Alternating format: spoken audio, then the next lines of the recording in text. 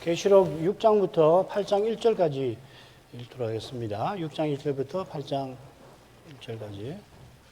내가 보매 어린 양이 7인 중에 하나를 떼시는 그때에 내가 들으니 네 생물 중에 하나가 우리의 소리같이 말하되 오라 하기로. 내가 이에 보니 흰 말이 있는데 그 탄자가 활을 가졌고 멸류관을 받고 나가서 이기고 또 이기려고 하더라. 둘째 인을 떼실 때에 내가 들으니 둘째 생물이 말하되 오라 하더니 이에 붉은 다른 말이 나오더라. 그 탄자가 허락을 받아 땅에서 화평을 자여 버리며 서로 죽이게 하고 또 큰 칼을 받았더라. 셋째 인을 떼실 때에 내가 들으니 셋째 생물이 말하되 오라 하기로 내가 보니 검은 말이 나오는데 그 탄자가 손에 저울을 가졌더라. 내가 내 생물 사이로서 나는 뜻하는 음성을 들으니 가로되 한 데나리온의 밀 한 대요 한 데나리온의 보리 속대로다. 또 감람류와 포도주는 해치 말라 하더라. 넷째 인을 떼실 때 내가 넷째 생물의 음성을 들으니 가로되 오라 하기로 내가 보매 청황색 말이 나오는데 그 탄자의 이름은 사망이니 음부가 그 뒤를 따르더라. 저희가 땅 사분 일의 권세를 얻어 금과 흉년과 사망과 땅의 짐승으로서 죽이더라.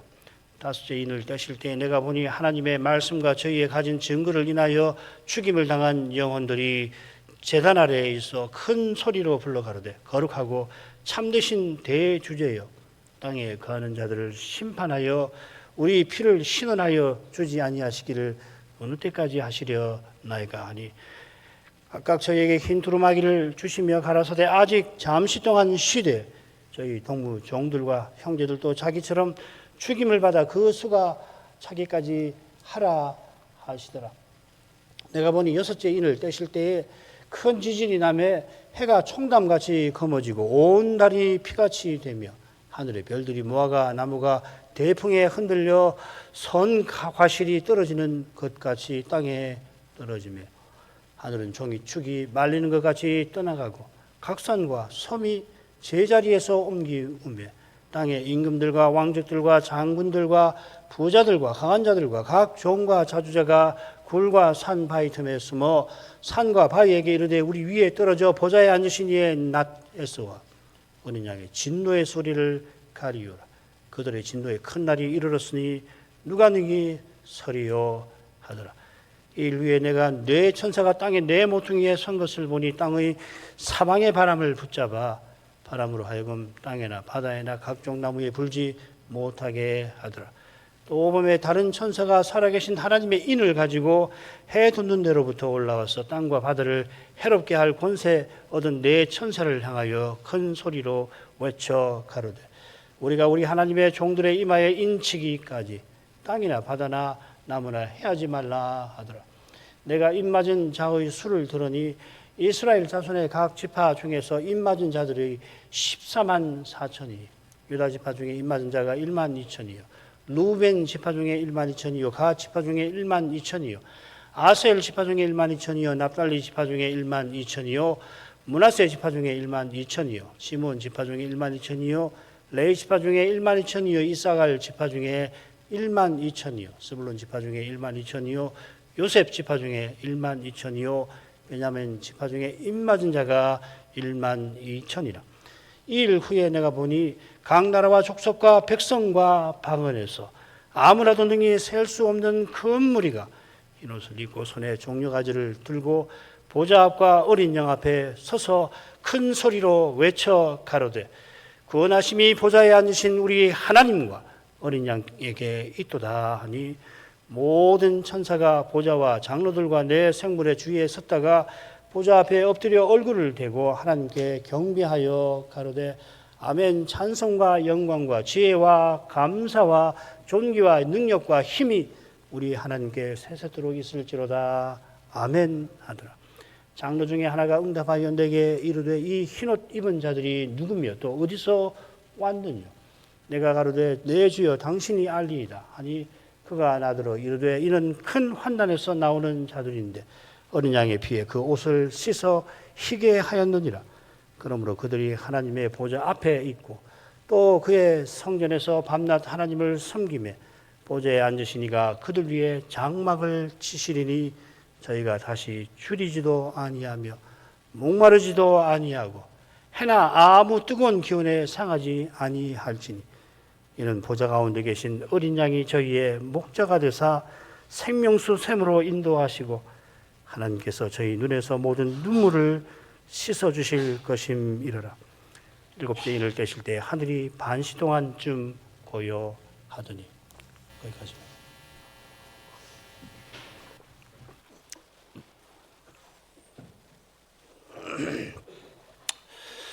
우리가 지금까지 살핀 둘째 성소 이상 계시록 4장 5장은 두 개의 중요한 장면, 보좌 장면과 어린 양 장면이 이어졌죠.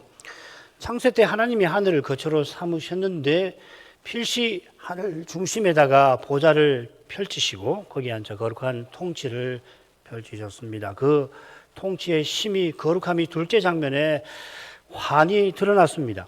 일찍 죽임당하신 어린 양께서 7뿔과 7눈을 가지시고 보좌 가장 가까이에 나타나셨던 겁니다. 태초에 하나님이 창조하신 때 필시 천사라도 다 생각하지 못했던 그러한 일이 역사에서 벌어졌고 천사들이 다 알지 못해도 간절히 보기를 바라던 일이 역사의 끝에 이루어졌던 것입니다. 역사의 시초부터 믿음의 용사들이 바라던 하늘 본향에서 가장 중대한 변화가 어린 양의 승천인 것입니다. 이 일에 관하여 히브리서는 이렇게 전합니다. 또 마다들을 이끌어 세상에 다시 들어오게 하실 때 하나님의 모든 천사가 저에게 경배할지어다. 히브리서 1장 6절이죠. 기억하실 겁니다. 마다들은 부활하신 그리스도를 가리키는 표현이고요.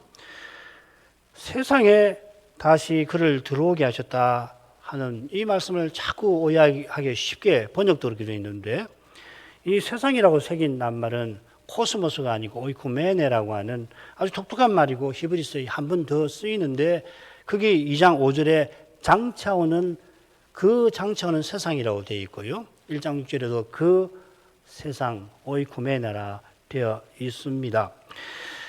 십자가 부활로 예수께서 장차 오는 세상 이게 하나님 나라죠. 세우셨고 그 나라가 하늘에 있습니다. 그래 우리의 시민권은 하늘에 있다 하는 겁니다. 예수께서 부활 후에 하늘에 올라가신 것은 장차 오는 세상에 들어가신 겁니다. 본래 그 하늘에 계셨다가 다시 하늘로 올라가셨는데 같은 주님께서 다시 올라가셨습니다마는 주님께 중대한 변화가 일어났죠. 내려오실 때도 사람 대신 이것이 얼마나 주님께 중대한 변화였고 죽임 당하시고 7뿔과 7눈을 가지신 거 역시 그러합니다. 하늘은 불변하는 곳이 아니에요. 이게 성경의 희한한 가르침입니다. 현대 세계가 그리스 사상의 영향을 많이 받는데 헬레니즘을 영향을 많이 받는데 거기에 의하면 하늘은 불변하는 것이죠. 플라톤의 이데아 세계를 생각하시면 쉬울란지 모르겠습니다. 성경의 하늘은 그렇지 않습니다. 이런 점에서 하나님도 그러시잖아요. 하나님도 그렇죠, 그죠? 아리스토텔레스가 말하는 이 움직이지 아니하는 시동자, 이 그리스의 신 개념이잖아요. 자기는 움직이지 않은, 변화하지 않으면서 변화를 일으키는 존재, 헬라의 신 개념이고 그 신 개념이 중세 신학을 통해서 기독교 교회에 늘 있어요. 성경을 보십시오. 하나님은 그걸 넘어서는 분입니다. 범주화 되실 수 없는 위대하신 분인데 놀라운 변화를 우리를 위해서 기꺼이 겪으셨는데 사람 되시고 십자가 되신 그것이고요. 그처럼 부활하셔서 하늘에 올라가 계시는 어린 양. 부활하신 사람으로 거기 계시는 거예요. 동시에 하나님이신데. 자, 이런 점에서 계시록 4장의 천상 장면에 등장하는 기구 중에 향단이 보이지 않는 점에 주의할 필요가 있겠습니다. 이건 오늘 오후에 좀 다룰 건데요. 요점은 뭐냐면은 계시록에 나오는 그 단이 무슨 단인가 하는 겁니다. 두 개의 단인가? 성막에 있는 제단과 향단, 분향단인가? 아니면 하나인가? 단수로 항상 남아요. 자, 그건 오해하십시다. 시간 없으니까 넘어가죠. 자, 오늘 읽은 말씀 한번 줄거리를 보십시다. 7개 인이잖아요. 그죠? 6개 인이 쭉 떼어지고, 그 다음에 7장에 막간이 있습니다. 그리고 8장 1절에 7번째 인이 떼어집니다. 첫 번째 인이 떼어질 때는 흰 말이 나오고 있죠. 그 다음에 둘째는 붉은 말, 세 번째는 검은 말, 네 번째는 청황색 말, 말이 4번 나오죠. 그죠? 그래서 이 100만은 이기려고 하고 또 이기고 또 이기려 하는 거고, 그 다음에 붉은 말은 서로 죽이고 죽게 하는 전쟁에 관한 재앙이고, 그 다음에 검은 말은 이 심한 기근에 관한 거고, 그 다음에 청색 말은 이 앞에 두 개를 묶어놓은 그런 것이죠. 그 다음에 5번째 인을 떼니까 순교자의 영혼이 이 단 아래서 탄식하며 기도할 때 하나님께서 응답하신 내용이 나오고, 6번째 인을 떼시니까 천체의 격변이 일어나서 그래서 땅에 있는 이 왕이나 세상 임금들이나 등등등이 이 하나님의 진노 앞에 두려워서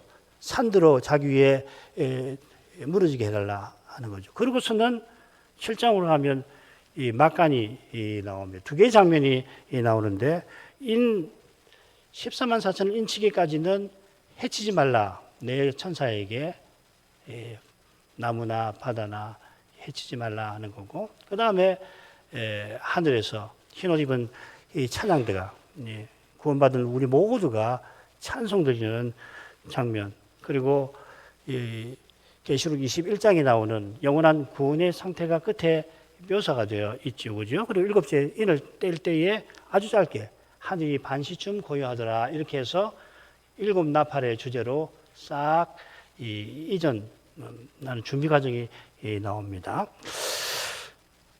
이건 워낙 유명하니까 빨리 말씀드려도 아실 겁니다. 자, 이 형식상 이 7인과 7 나팔이 비슷해요. 4개 셋입니다. 넷 셋입니다. 그래서 7인은 처음 내인은 네 종류의 말에 관한 내용이 나오고, 그 다음 세인과 막간이 나오죠. 그죠? 7 나팔도 처음 네 나팔은 이 창조의 네 영역에 내리는 그 재앙과 심판에 관한 내용이고, 그 다음에 세 나팔과 막간이 나오죠. 그죠? 그리고 막간이 나오는데 좀 차이점은 뭐냐면, 7인은 6째 인과 7째 인 사이에 막간이 나오고, 그 다음에 7 나팔은 6째 같으죠. 그죠? 6째와 7째 사이에 역시 나옵니다. 그러니까 이 시리즈라고 그래요. 요즘에 시리즈라는 말을 쓰니까 번역 안 해도 될 것 같아요. 7인 시리즈, 7 나팔 시리즈, 7 대접 시리즈 이렇게 부를 수가 있고, 또 7 천사 시리즈가 2개가 있습니다.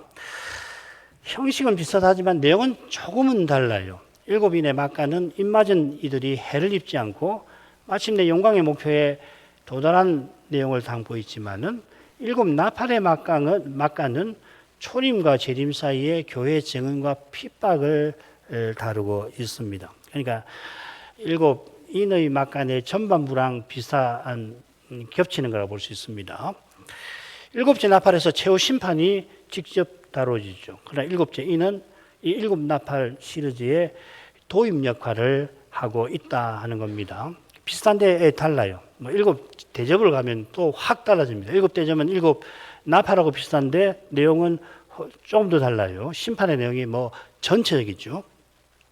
자, 7째 인을 줄거리를 이렇게 5으로 나눠서 볼 겁니다. 첫째 인, 복음의 승리, 그 다음에 둘째부터 넷째 인은 대립하는 세상에 대한 하나님의 심판, 그 다음에 5째 인은 순교당한 영혼의 기도, 6째 인은 천체의 격변과 최후 심판, 막간은 은혜의 보호와 영광의 종국, 그리고 7째 인은 별도로 7 나팔의 도입으로서 별도로 뺄 수가 있습니다. 이 줄거리는 초림과 재림까지 역사가 어떻게 전개되는가를 보여줍니다. 역사는 복음이 이기고 또 이기는 과정입니다. 이 승리의 과정에서 참으로 신비한 일이 있는데 그게 바로 순교라고 하는 겁니다. 핍박이라고 할 수 있습니다. 이 순교는 마귀와 세상과 육신이 죄와 사망의 권세에 기생해서 하나님과 그리스도를 대적하는 무모한 저항에서 발생하는 겁니다. 순교만 발생하는 게 아니죠. 그죠? 순교는 이 핍박, 신자의 고난의 한 단면과 같은 겁니다. 그래, 선교가 일어날 때 사람 눈에는 반신국적 세력이 승리한 것처럼 보입니다만은 실은 십자가 지신 부활하신 그리스도의 희한한 승리죠. 이기고 또 이기시는 생생한 증거이죠. 자, 이 정도로 줄거리를 해놓고서 첫째 인으로 가십시다. 읽겠습니다. 내가 보면 어린 양이 일곱 인 중에 하나를 떼시는 것때 내가 들으니 내 생물 중에 하나가 우레 소리같이 말하되 오라 하기로 내가 보니 흰 말이 있는데 그 탄자가 활을 가졌고 멸류관을 받고 나가서 이기고 또 이기려고 하더라. 1절은 그리고 내가 봄에 하고 시작됩니다. 요한이 앞선 이상 4, 5장의 이상 중에 계속 있으면서 어린 양이 이제 임봉한 책을 받으신 데까지 봤는데 그분이 인을 떼시는 장면을 이제 쭉 보는 겁니다. 어린 양께서 물론 서서도 떼실 수가 있겠지만 보좌에 나가 책을 받으실 때 앉으셨을 겁니다. 이는 7뿔 가지신 것과 부합합니다. 하늘과 땅의 모든 권세를 하나님께 받으신 것처럼 이를 떼시는 방식으로 받으신 권세를 이상 중에서 나타내십니다. 예수님께서 하늘에서 이를 지금 떼고 계실까요? 이게 이상이지, 그죠? 이상. 그 위대한 장면, 어린 양께서 역사를 경영해 나가시는 그 하늘 보좌의 장면을 한번 상상을 해 보십시오. 얼마나 웅장하겠습니까? 그건 뭐 가서 봐도 어리벙벙할 정도일 거예요. 그걸 이제 그 본질이 뭔지, 핵심이 뭔지를 깨닫게 하려고 이상으로 인 떼는 걸로 특별히 그 당대의 백성들이 이해하기 쉬운 방식으로 계시를 베푸시는 방식이죠. 그죠? 요점은 뭐냐면 어린 양께서 다시 오실 때까지 역사를 어떻게 경영해 나가시는가를 7인이 보여준다는 겁니다. 다 넘어가죠? 어린 양께서 7인 하나를 떼시는 그때 요한이 소리를 듣습니다. 그 소리는 내 생물 중 하나가 말하는 거고 우레 소리 같습니다. 우레 생각나시죠? 그죠? 보좌 4장에 보면은 보좌로부터 번개와 음성과 우레가 나왔습니다. 뇌성이나 우레나 뇌성을 한국말로 하면 우레가 되지 않습니까? 보좌로부터 번개와 음성과 우레가 나오는 것은 보좌에 앉으신 하나님의 거룩한 통치가 실시되는 것을 상징하는 거죠. 그렇다면 생물의 소리가 우레 소리 같다는 것은 생물의 말이 우레 소리로서 울리는 거고, 무슨 말이냐면 어린 양께서 책을 열어 거기 거룩한 하나님 뜻을 이루려 하실 때에 이 생물을 쓰셨다 그 말입니다. 생물을 쓰신 의중을 다 헤아릴 수는 없습니다만 너무너무 깊은 내용이 있어서 하나하나를 파고들려고 하면은 끝이 없을 지경인데요. 그러나 이어 내 말이 등장하는 것과는 틀림없이 상관이 있는 것 같아요. 내 생물의 용모는 하나님이 창조하신 피조 세계를 가리키듯이 그들은 피조 세계를 대표해서 그게 제사장 노릇하는 거잖아요. 찬송하고 창조주께서 피조 세계를 다스리는 일에 섬기는 겁니다. 이 제사장 역할이 있는 거잖아요. 다시 말씀드립니다만 제사장이라고 번역을 해요. 코헨이라는 말을 제사장이라고 번역을 합니다만은 제사장의 제일 중요한 뜻은 뭐냐면 왕의 궁정에서 왕을 섬기는 신하라고 하는 개념이 제일 중요한 겁니다. 이걸 꼭 이해하셔야 해요. 예수님이 제사장이면서 부왕으로 계시잖아요. 그죠? 예수님이 대제사장이라는 말 안에는 신하, 만왕의 왕이신 성부를 섬기는 가장 높으신 신하, 부왕이라고 하는 개념이 붙어 있는 거란 말이죠. 나라와 제사장 삼으셔도 왕 같은 제사장, 다 같은 말이에요. 아시겠죠? 그죠? 이게 제사장이라고 번역을 해가지고 늘 우리가 제사장 하면 짐승을 죽여가지고서 이 제물을 드리는 요걸 자꾸 연상을 하잖아요. 그것이 의미하는 말은 하나님을 가까이 하는 예배인데 그 예배의 중요한 것이 뭐냐면 예배의 대상이 누구냐면 만왕의 왕이시라고 하는 그 점이에요. 우리는 종교와 정치를 자꾸 분리시켜서 생각하는 그런 교육을 받아가지고 점점 종교는 어떻게 되냐면 정치와 분리되는 정도가 아니고 현대에 와서 종교는 매우 사적인 영역이 되어버리고 말았어요. 개인의 일이 되고 말았어요. 너는 이렇게 믿고 나는 이렇게 믿으니까 간섭하지 말자. 요거 아니에요, 그죠? 종교는 그런 게 아닙니다. 종교는 뭐냐? 만왕의 왕이신 하나님을 가까이 해서 그분을 섬기는 거란 말이죠. 예, 넘어가십시다. 예. 내 생물 중 하나가 오라 하니까 흰말이 보이고 흰말의 기수가 이기고 또 이기려 하지요. 이 생물이 첫째 생물, 이 첫째 생물이 누구냐면 사자 같다고 그랬죠, 그죠? 그래서 그 보좌 장면에서 그 내용이 나오고 또 사자가 5장에서 나오죠. 유다 지파의 사자가 이기셨다. 여기 이 사자 같은 첫째 생물이 이기고 또 이기려 하는 백마의 기술을 소개하는 것은 우연이 아닐 겁니다. 요컨대 둘째 성소 이상의 중요한 이미지와 표현이 첫째인의 장면에 등장하고 있습니다. 매우 중요한 점이라고 생각합니다. 이런 점에 관련해서 흰말 탄자가 활을 가지고 면류관을 받는 이 장면 한번 보십시다. 흰말의 기수가 가진 이 활이라는 말은 보좌 장면의 무지개를 연상시킵니다. 사실 히브리 헬라어로는 이 두 말이 분리해서 사용되기도 하는데요.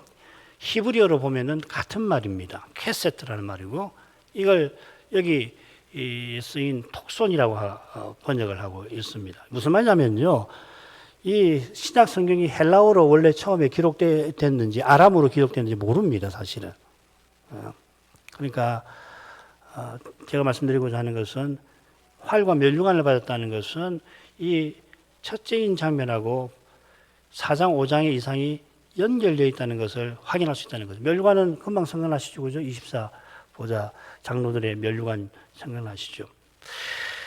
흰말은 다른 말, 붉은 말, 검은 말, 청황색 말과 달리 19장에 한 번 더 나옵니다. 거기 그리스도께서 백마를 타시고 또 그리스도를 보좌해서 이 그리스도의 군대들이 백마들을 타가지고서 이 마지막 전쟁을 승리로 이끌고 있죠, 그죠? 이 정경을, 이 19장의 정경을 묘사하는 이기고 또, 그 정경을 이기고 또 이기리라고는 표현만큼 적절하게 묘사하는 게 없겠죠. 이긴다 하는 이 낱말은 어린 양 장면에 어린 양께 쓰였습니다. 그리고 둘째 성소 이상 4, 5장과 이어나오는 6, 7장에 이긴다는 동사는 두 곳밖에 나오지 않습니다. 넓혀서 계시록 17번 나오는데 이 조사에 보면은 이 어떤 공통점이 있어요. 17번 중에 11번이 교회와 신자의 승리, 고난을 통한 승리, 두 번은 짐승이 성도를 핍박하는 데 쓰이고 두 번은 어린 양께서 초림과 재림의 승리를 거두시는 것을 가리킵니다. 나머지 두 번이 지금 여기 백마를 탄 기수가 이기는 이기려고 하는 데 쓰이는 거죠. 자, 이런 점을 고려할 때 지금 백마를 탄 기수를 적그리스도라고 보는 해석을 취하기가 힘든 것 같아요. 이 해석은 왜 나오냐면 뒤에 세 개의 말이 다 전쟁, 기근, 죽음을 가져온 재앙을 가져오니까 이건 적그리스도라고 해석을 하는 겁니다. 이게 누가 하느냐면 미래론자, 세대주의자들이 이렇게 해석을 해요. 시간이 이미 많이 가가지고 좀 그렇긴 한데 각주 한번 읽어볼까요? 이건 한번 일부를 좀 읽어봐야 되겠습니다. 이건 뭐냐면요. 여러분 손양원 목사님 아시죠? 애양원에서 그렇게 봉사하셨던 신사참배를 거부해가지고 이분이 재판을 받고 일제 그 재판장이 손양원 목사를 신문한 검사의 말들을 종합해가지고 판결문에 써놓은 내용의 일부를 제가 인용합니다. 짧으니까 한번 보십시오. 우리 국가 일본국의 흥망은 여호와 하나님의 뜻대로 되는 것이라고 망신하고 손양원 목사가 망신을 하고 자기 신들 다 거짓신이나 우상이라고 하니까 망신이라는 거예요. 우리나라를 포함한 현존 세계 각국가의 통치 조직은 반기독교적 세력에 의해서 지배되는 악마의 통치 조직으로 현재 세계 인류는 이 악마로 해서 막이죠. 구주전쟁, 또 진화전 사변, 그 당시 일어났던 큰 전쟁들 아니에요. 또 수해, 한재, 급이란 말은 또 수해, 한재, 악질 유행 등으로 괴롭히고 있어서 그 생명 재산이 뺏기고 있는 것이다. 그러니까 지금 일제시대 손양원 목사님의 종말론을 엿볼 수가 있고, 그리고 일제시대 지금 이 세상은 마귀가 다스리는 세상이고, 그래 마귀가 온갖 재앙을 불러일으키는 거다. 따라서 여섯째인 내인도 이 적그리스도에 해당되는 거다. 그래서 백마탄 기수는 이기려고 하는 건 적그리스도의 승리를 가리킨다. 이렇게 해석을 하는 겁니다. 제가 이렇게 한다고 손양원 목사님 믿음을 뭐 비판하거나 그런 건 아니에요. 아주 얼마나 훌륭하신 목사님이세요. 말이 쉽지 신사삼배 거부, 우리 중에 누가 그 신사삼배 거부를 할 수 있다고 장담할 수 있는 사람 아무도 없지 않습니까? 그런데 여러분, 이런 식의 인식을 가지고 적그리스도 치하를 혹시 우리가 당한다면 이런 정도의 신앙을 가지고 이길 수 있을까요? 적그리스도 치하는 일제 치하고는 또 다릅니다.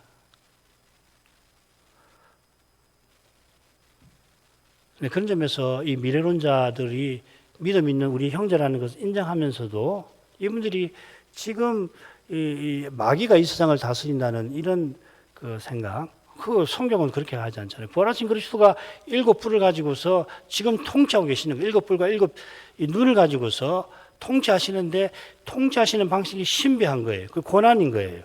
미래론자들은 이걸 잘 못 보는 거죠. 그죠? 고난의 요소를 못 보는 거 아니에요. 고난을 못 본다는 것은 이 그리스도의 통치의 신비한 것을 놓친다는 거예요. 어떻게 하겠어요? 이겨야지요. 내가 잘 믿는데, 내가 믿는 신앙이 옳은데 지면 됩니까? 내가 지면은 그리스도가 지는 것 같고 내가 믿는 신앙이 실패하는 것 같지 않아요? 뭔 수로 집니까? 그 생각이 있으면 절대 지려고 않는 거예요. 기어코 이기려고 하는 거라고요. 그런데 그렇게 이기는 거 아닙니다. 그렇게 이기게 하시는 거 아니에요. 그리스도와 함께 고난받는 방식으로 이기고 예수님이 십자가를 지신 것처럼 우리들은 십자가를 지라고 하시는 거란 말이죠. 요걸 놓치면은 믿음의 본질을 지금 적어도 여기서 어떻게 믿음으로 살아가는가에 대한 비결을 놓치는 거란 말이에요. 이게 작은 거 아닙니다, 실은. 여러분 잘 생각해 보십시오. 잘 생각해 보시라고요. 멀리 볼 거 없습니다. 자신을 돌이켜 보시면 압니다. 고난이 뭔가? 달리, 왜 이런 방식으로 주님은 통치하시는 겁니까? 달리 말하면, 그게 구원하시는 방식이에요. 죄와 죽음의 세력의 문제를 해결하는 신비한 방식의 고난이에요. 이 방식이 아니면요, 지금 역시도 죄와 죽음의 권세를 꺾을 수가 없어요. 그래서 이 세상은 어떤 방식을 택합니까? 보복을 택하잖아요. 형법도 마찬가지 아닙니까? 형법도 본질은 보복에 있는 거잖아요. 보복 없는 데가 없어요. 보복을 보면은 왜 보복을 할까? 보복이 보복을 낳는다. 그렇게 말하지 않습니까? 그런데 헤아려서 보복 말고 더 나은 방식이 가능할까요? 그게 쉽지 않아요.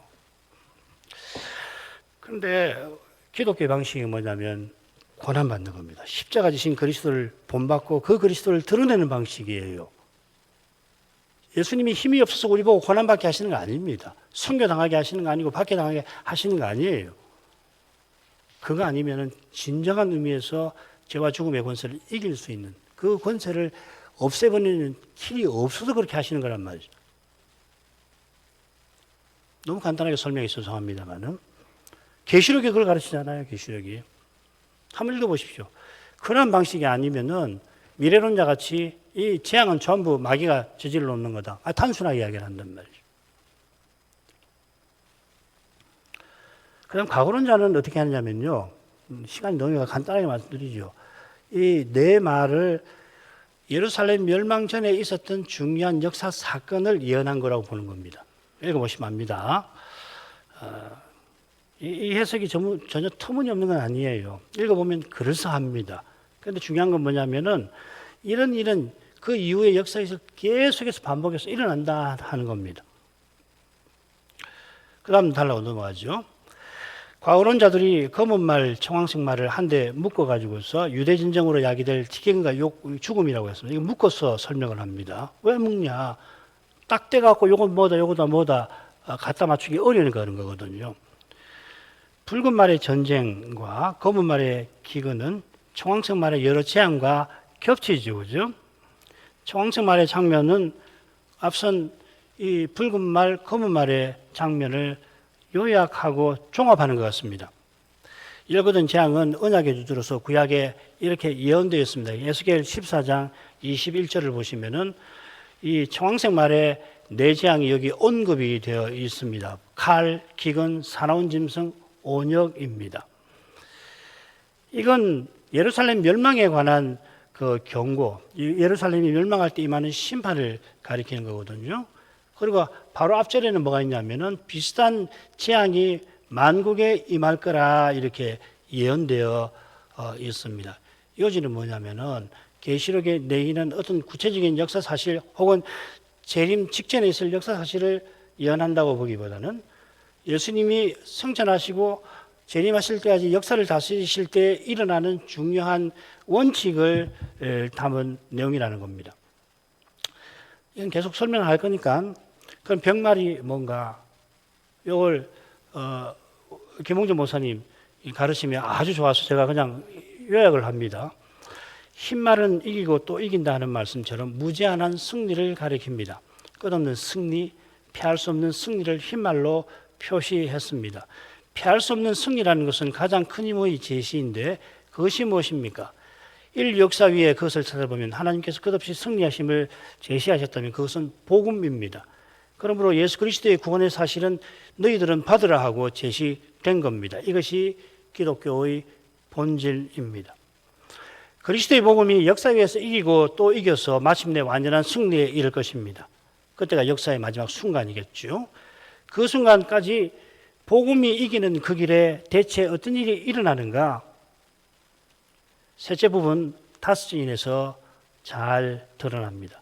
복음이 역사 위에서 능력 있게 전파될 때 그리스도를 대적하는 세력, 마귀, 세상, 육신이 힘을 대해서 반작용으로 방해합니다. 그 악한 수단이 미혹과 핍박입니다. 이게 힘과 꾀지요. 미혹, 꾀, 핍박, 힘입니다. 이 시편의 시인의 고난 받게 하는 수단들이잖아요. 지금도 마찬가지예요. 사람의 힘과 꾀로서 육신적 태도고 이 악한 세력은 바로 이걸 이용하는 거란 말이죠. 마귀가 세상을 자기 품에 뉘어놓고 육신을 이용해서 그 사람의 힘과 꾀로서 사람의 욕심을 이루려고 하는 그거 에베소서 2장 1절부터 3절에 있는 그걸 이용해서 교회를 파괴하고 마귀는 택한 자라도 삼키려 드는 겁니다. 이런 주제가 계시록 이어지는 단락들에서 점점 상세히 다루어질 것입니다. 특별히 한가운데 이 둘째 단락 4장부터 7장에서는 이 주제가 다섯째 이내에 암시되어 있습니다. 부활하신 주님께서 복음이 끝까지 전파되고 교회가 마지막 날까지 증거하게 하실 텐데 그 과정에서 하나님 말씀과 저희 가진 증거를 인하여 죽임 당하는 일까지 있을 것입니다. 실제로 죽기도 하고 죽음의 고난을 당하게 하시는 겁니다. 주님께서 일곱 불과 일곱 눈을 가지고 계시는데 이런 일이 절대로 주님의 권세와 살피심을 벗어나서 일어나지는 않습니다. 오히려 주님께서 신비한 방식으로 복음이 이기게 하시는 겁니다. 복음이 이긴다는 것은 말씀이 전파되는 것뿐만 아니라 주님이 교회를 통해서 우리를 통해서 죄와 죽음의 권세를 날마다 물리치고 계신다 하는 겁니다. 우리의 자기 부인과 자기 십자가를 깨닫고 십자가를 지고 가는 그 삶을 통해서 예수님께서는 자기의 몸과 지체인 우리를 통해서 죄와 죽음의 권세를 날마다 물리치고 계시는 거예요. 이 악한 권세를 물리치실 뿐만 아니라 장차 영광을 이루시는데 여기서 바울의 위대한 교훈이 나오는 거 아니에요. 우리의 이 잠시 받는 이 고난의 가벼움이 장차 받을 크고 영원한 영광의 무게를 이루게 하신다 하는 거 아니에요. 우리의 고난이 영광을 이루고 있는 거라고. 이런 교훈은 사도가 아니면 받지도 못하고 깨닫지도 못하고 전하지도 못하는 거예요. 성경에 기록되어 있는데도 이해되십니까? 저는 모르겠어요. 아직도. 믿는 거예요. 여러분, 이게 복음입니다. 이 복음을 꼭 기억하세요. 언제든지 교회는 이렇게 온 거예요. 기독교 역사는 피로 점철되어 있는 역사라고 들으셨을 겁니다. 어느 시대는 피를 흘리고 어떤 시대는 안 흘린다. 물론 순교 없는 때도 있습니다. 지금 우리나라에 순교가 어디 있습니까? 순교가 중요한 게 아니고 순교로 대변되는 고난 말이에요. 그리스도를 사랑해서 기꺼이 지려고 하는 것 말이에요. 그 다음 가시죠. 둘째인으로 가십시다. 둘째인을 떼실 때 내가 들으니 둘째 생물이 말하되 오라 하더니 이에 붉은 다른 말이 나오더라. 그 탄자가 허락을 받아 땅에서 화평을 제하여 버리며 서로 죽이게 하고 큰 칼을 받았습니다. 이 둘을 받습니다. 하나는 허락을 받고 하나는 칼을 받는데 허락을 받았다는 말은 좀 더 확대하면 뭐냐면은 땅에서 화평을 제하여 버리는 그런 허락이라 이렇게 번역을 한 겁니다. 같은 거죠, 그죠? 화평을 제하여 버리는 건 서로 죽이게 하는 건데 전쟁을 암시합니다. 전쟁 일으킬 허락을 받았고 그 허락받은 이를 도구가 칼이겠죠, 그죠?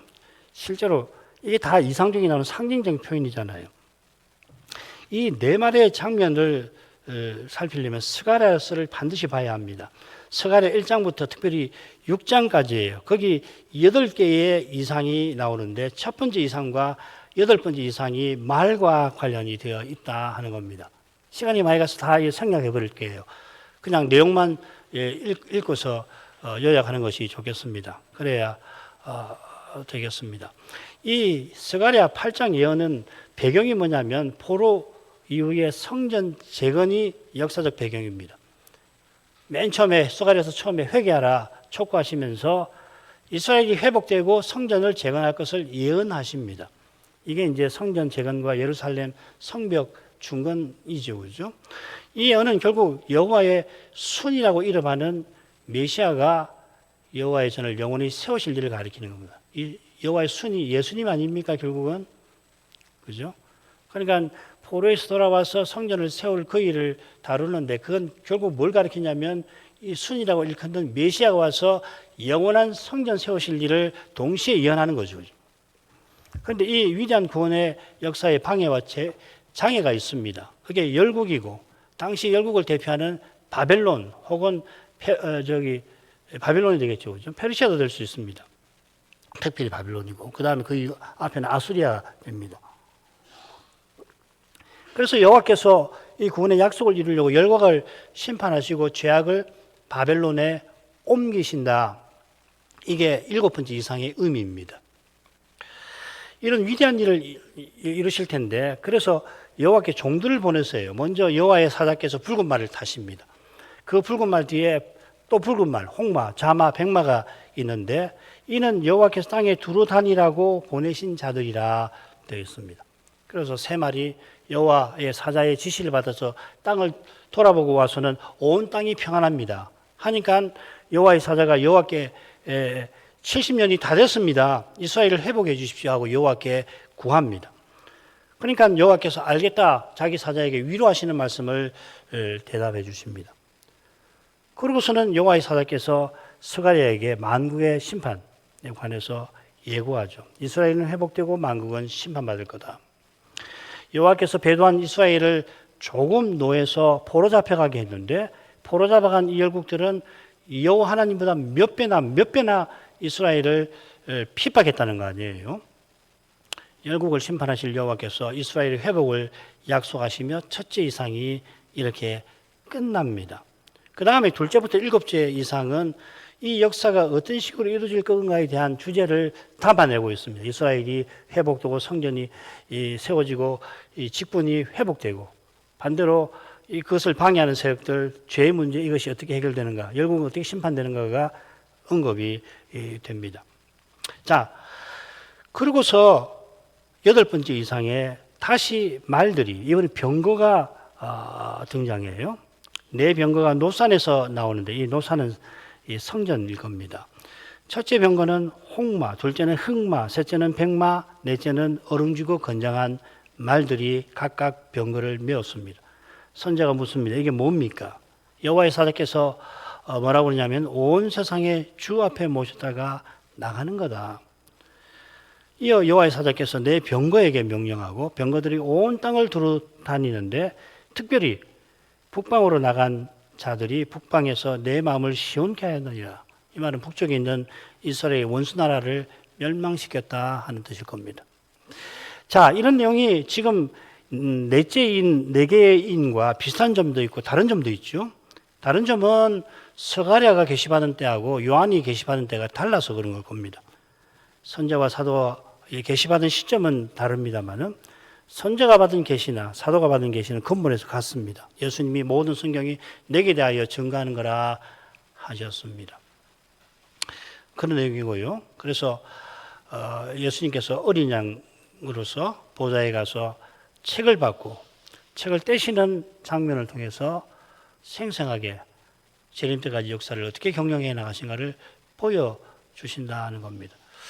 그 다음 단락, 어린 양께서 둘째, 셋째, 넷째 인을 떼실 때 붉은 말, 검은 말, 청황색 말, 그리고 그들의 기수들이 전쟁, 기근, 연병으로 재앙을 땅에 임하는데 이런 일이 왜 일어나냐면 무엇보다도 그리스도의 복음이 전파되고 교회가 세워지는 그 길에 방해하는 땅에 거하는 자들에 대한 어린 양의 처결과 붙어 있는 겁니다.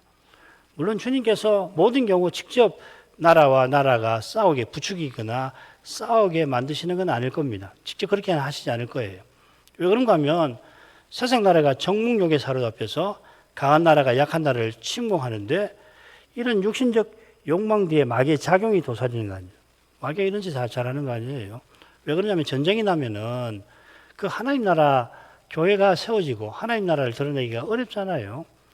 2차 세계대전을 생각해 보시면 됩니다. 거기서 어떻게 신자답게 살아가고 믿음을 지키기가 얼마나 어려운지 이건 제가 오늘 오해할 거니까 넘어가죠. 자, 주님께서 마귀와 세상과 육신이 교회와 신자를 망하지 못하게 역사하시는 방식이라는 겁니다. 그래서 재앙이 세상에 일어나게 하신다. 요건 뭐하고 비슷하냐면 출애굽 때 10가지 재앙 내리신 것과 비슷하죠. 그죠? 여호와께서 이스라엘이 하나님을 섬기지 못하게 하고 심지어 멸하려고 하는 이집트에 재앙을 내리셨습니다. 그래서 나팔 심판, 대전 심판하고 애굽의 재앙을 비교하면 매우 겹치는 게 많아요. 전부 똑같지는 않지만은 이집트의 재앙 중에 어떤 재앙은 이스라엘 백성도 이집트 사람과 함께 겪어야 하듯이 전쟁, 기근, 전염병 같은 재앙이 심지어 택함받은 교회와 참된 교회도 들이닥칩니다. 얼마 전에 코비드는 이거 뭐 이 세상 역사가들도 다 이야기하는 거지만 간단한 일 아닙니다. 이건 정말 이런 전염병이 일어났고 또 일어날 수 있다고 이미 더 전에 일어났잖아요. 그럴 때 뭐 우리도 같이 어려움을 겪어야 하죠. 아울러 기근과 전염병, 전쟁이 똑같이 여호와께서 처벌하신 결과인가? 그건 아닙니다. 어린 양께서 내가 속히 오리라 하신 약속을 이루고자 징조로서 이런 처벌을 내리시는 겁니다. 따라서 이 징조는 계시의 성격이 있어요. 계시를 깨닫는 길은 성신께 있는 것처럼 성신께서 말씀과 더불어 역사하시는 거기서만 이 징조를 헤아릴 수 있습니다. 아니면 눈앞에서 징조가 벌어져도 이게 징조인가 뭔가 아이고 큰일 났구나 어떻게 이 재난을 피할까 거기에 마음이 다 뺏기고 그런 일이 일어난 근본적인 이유와 목적은 도외시할 수가 있잖아요. 그죠? 계시로 왜 주셨나? 그런 징조를 식별하고 그런데 어떤 태도를 취하고 살라고 이런 계시록을 주신 거란 말이죠. 정말로 내 관해서 온갖 음모론이 횡행할 만큼 시대의 성격이 비상한 데가 있는데 이런 비상한 성격을 바로하는 길은 한 가지입니다. 오직 그리스도를 전부로 모시는 믿음밖에 없어요. 기도하죠. 거룩하신 아버지, 저희가 계시록 이상 중에 7인에 관해서 살필 수 있게 하셔서 감사드립니다. 어린 양이 보좌 가장 가까이 나타나셔서 아버지 오른손에서 책을 받고 그 책을 여시는 이 위대한 사실에 관하여 저희가 다른 모든 신약 계시를 통해서도 배우게 하신 줄 압니다. 그리스도께서 십자가에 달리시고 무덤에 계속 계신 게 아니라 3일 만에 부활하시고 이어 40일을 지상에 더 계신 후에 승천하셨습니다. 승천하신 그 뜻이 무엇인지 사도행전과 서신에서 풍부히 배울 수가 있듯이 신약의 이 마지막 책에서 인을 떼시는 주님의 신비한 모습을 통하여 부활하신 주님이 아버지 우편에서 친히 역사를 경영해 나가고 계신다는 것을, 그 경영이 실패하지 아니한다는 것을 알게 하십니다. 어린 양이 7뿔과 7눈을 가지시고 인들을 차례로 떼실 때 무엇보다 백마와 그 기수가 활과 면류관을 가지고서 이기고 또 이기려 하는 광경을 보이셨습니다. 이 장면에 담긴 교훈을 저희가 다는 알 수 없지만 감람산에서 예언하신 대로 복음이 모든 민족에게 전파되게 하실 그 약속을 떠올리게 하십니다. 내가 내 계획을 세우리라 하신 그 약속을 더욱 믿게 하십니다. 주님이여, 이 위대한 사실을 떠나서 이 배도의 시대에 일어나고 있는 일들과 그 전에 있었던 일들과 장차 일어날 일들에 대하여 저희가 헤아리지 못할 것입니다. 성신 위는 교훈을 깨우쳐 주옵소서. 예수님 이름으로 기도합니다. 아멘.